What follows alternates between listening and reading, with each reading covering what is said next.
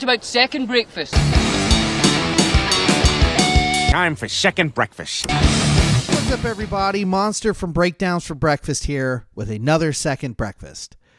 Today I want to talk about something I don't get to talk about as much as I would like to, and that's video games, specifically a very cool first-person horror game I played maybe a year or two ago now called Killer Frequency.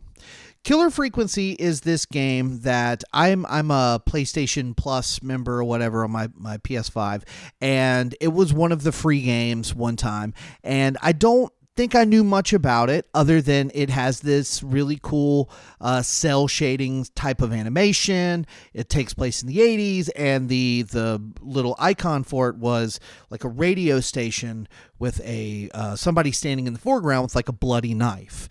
I thought, okay, this looks pretty cool. Let's give it a shot.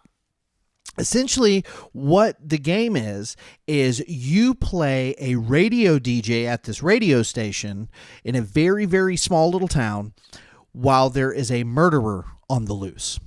And as you are being the town, quote-unquote, DJ, you're also sort of being the town 911 dispatch and puzzle solver. So it's a really cool concept, and it was a lot of fun to play. It's not a super long game. It's one of those games that you can kind of complete in 3 to 4 hours, maybe 5 hours tops, depending on how much you explore and do all that kind of stuff. But you basically spend the majority of the game in an 80s radio station booth. And it's really, really cool. I'm reminded of the movie, I want to say it was called Pontypool, I think is what it is, where it essentially takes place inside of a radio station while there's a zombie outbreak outside. And you never really see much of the outside world. It's very similar to this game. There's a bit in the beginning where you are actually like walking through the alleyway to get into the station, and I think there's some stuff later where you go out into the alleyway again. I think there's a mission where you're looking for a record that got thrown out the window, so you end up going back out there. But you spend most of the game in the radio booth. You have a, like your producers on the other side of this window. I think her name is Peggy or something like that. And you never really see her because she's behind the glass, but you're talking to her throughout the game. So like a caller will call in and say, they're having this crisis. They need some help. And you will put them on hold, and Peggy will say, oh, you know what? I remember we talked about that, me and such. I think there's a note on my desk. And so then you have to leave the booth and go find, Peggy's desk and do all that. So the game is very like, it's a mix of you in the booth and people calling in and them saying, I'm being chased. I don't know where to go. Should I go down this street or that street? And you having to say, okay, hold on, and checking the map and telling them where to go. There's sort of been an influx of games like this where you sort of almost choose your own adventure style. Now, this doesn't get quite as in the weeds as some of those games. I'm thinking of the super massive games like Until Dawn and The Quarry. And again, if you're not a big video game nerd, maybe this is all going over your head, but I feel like there's a lot of overlap. Guys that want to listen to me talk about nu metal probably like playing horror games too. So I feel like this is a safe space, but the game is sort of designed similarly where there is a way to everybody that calls in will survive, but it depends on you giving them the right answers and not missing clues and stuff like that.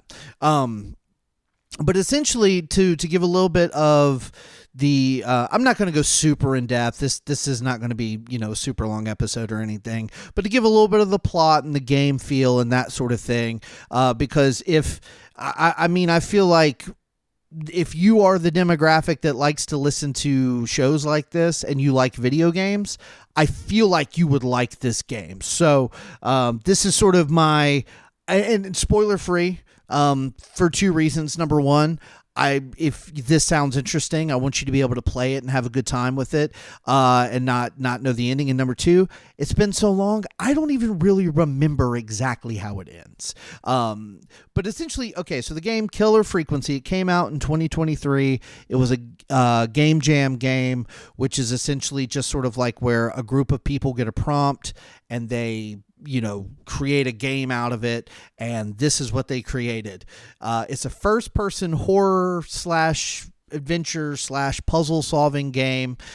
So it takes place in 1983, and so everything has this like bright neon 80s feel to it. And a matter of fact, when you are in the DJ booth, you're also playing music. You have records and cassettes, and there are a lot of like 80s synth wave, that kind of music. So there's all kinds of parts where it'll be like, I gotta go, and I'll be back in a few minutes. In the meantime, here's such and such. And you actually have to pick up the record and put it on the needle and play it, and go through those things. Then there's parts where you have to play commercials, station identification and stuff, where you have to grab the cassette and put it in. And so that part is kind of neat, in addition to the murder on the loose and the horror element, there's also sort of like a DJ simulator aspect to it too.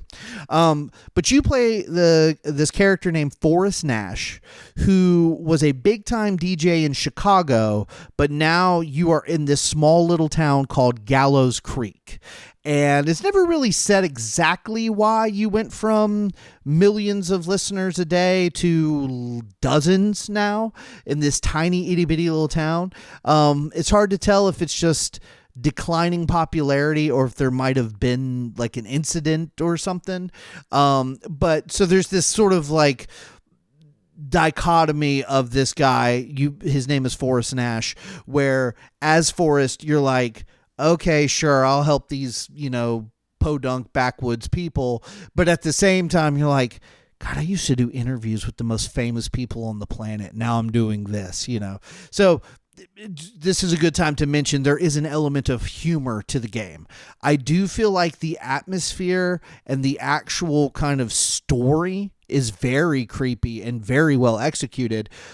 But some of the people that call and some of the things that they say, and there's a couple of reoccurring characters that keep popping up that are sort of like a little bit of the comic relief for certain moments. So I wouldn't necessarily go as far as calling it a horror comedy, but it's close. But Forrest Nash is actually voiced by an actor named Josh Cowdery, I think.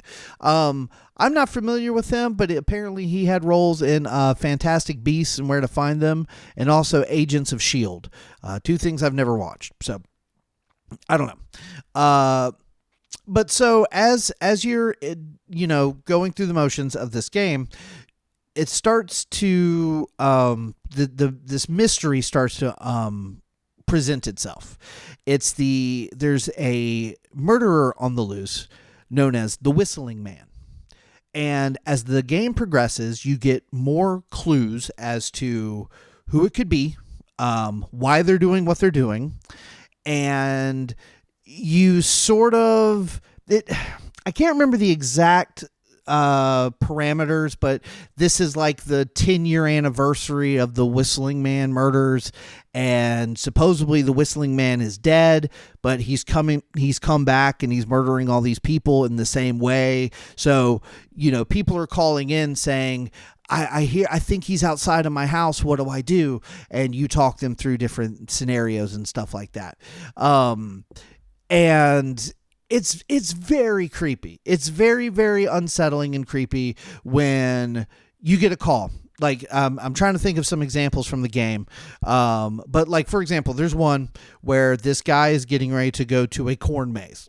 I think it's called the Maze, and he's he hears somebody following him, and so he's lost in this corn maze and he's trying to escape. This is a good time to remind you that this game takes place in 1983, and he's calling you from a corn maze. So you gotta suspend your disbelief just a smidge to get through this, but it's well worth it. It's it's just like, sure, of course, he's got perfect signal in a corn corn maze in 1983 on a quote unquote cell phone. Sure, why not? So in order to guide him out, you have to go search the radio station for the corn maze map. So when you're in the booth, everything's lit up. You got your producer Peggy on the other side of the glass. Y'all are talking back and forth, and it's sort of like cozy in a way because everything's brightly lit and it's neon and whatever. But then you got to go to some like back office somewhere where you have to walk through this radio station and there's nobody else there, and it's quiet and it's dark and it's downright creepy. And the more you explore this radio station, because every time somebody calls, there's a reason for you to go look for something. And a lot of times, I discovered this too when I was playing it my first time, because of the way I like to play horror games. I was already like looking behind doors and checking where I could go and stuff. And again, just like any horror game, the more you play, the more the radio station opens up and the more places you can go and the more things you can find.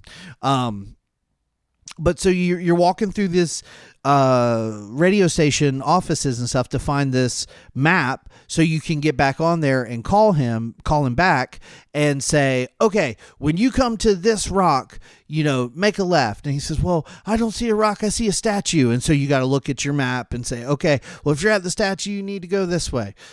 It's a whole lot of little puzzles like that you have to solve. And it's entirely up to you. If you try really hard, but you tell him to go the wrong way and he dies, that's on you. I tried, just my nature when I play these games, I try really hard to keep everybody alive.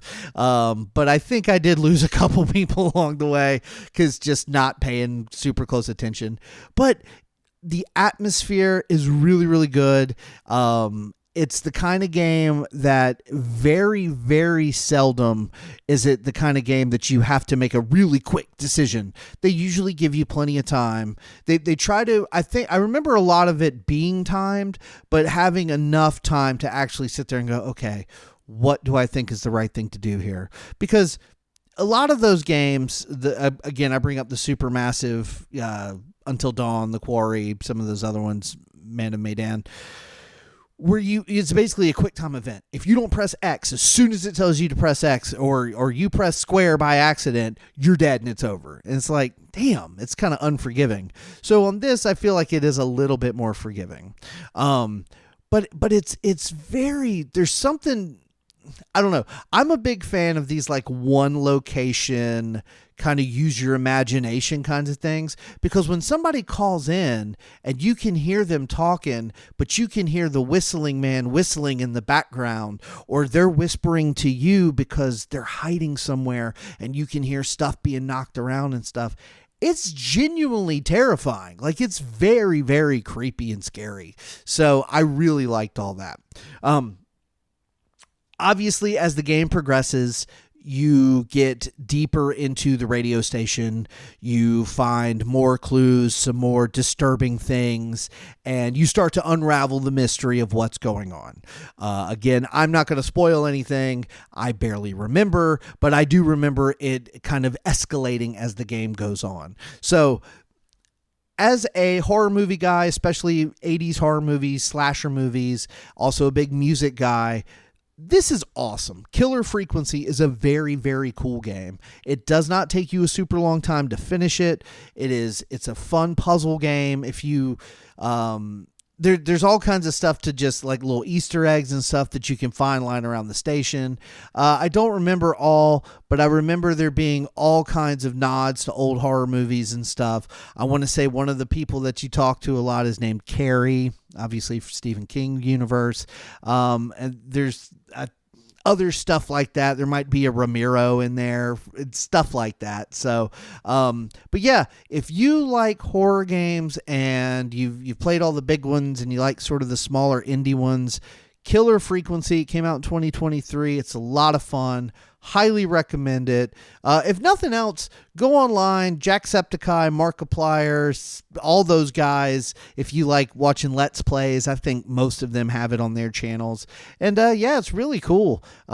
Is this a game you've played? Do you like video games? Am I just talking to the void, or do we have some crossover music fans and video game fans here? I can't be the only one.